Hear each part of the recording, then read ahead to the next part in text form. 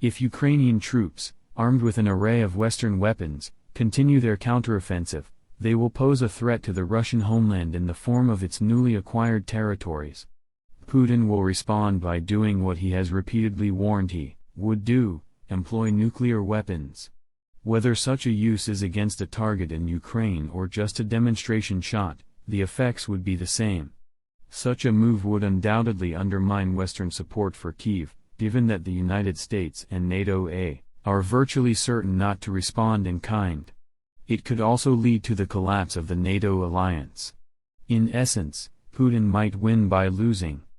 Western leaders and defense experts had long mulled over the possibility that in the event it are virtually certain not to respond in kind, it could also lead to the collapse of the NATO alliance. In essence, Putin might win by losing.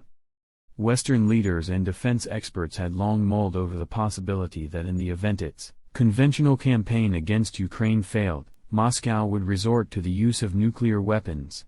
That possibility has now become a virtual certainty.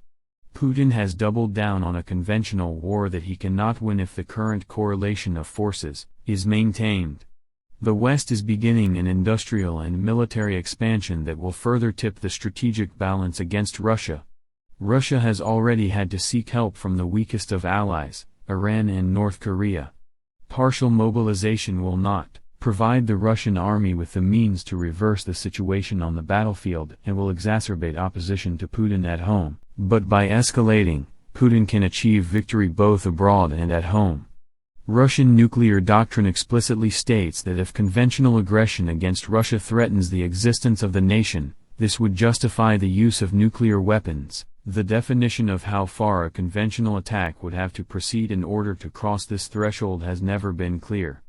Putin framed such an existential threat in his speech announcing partial mobilization. He reiterated his claim that the West's goal in supporting Ukraine is to destroy Russia and threaten all Russian people.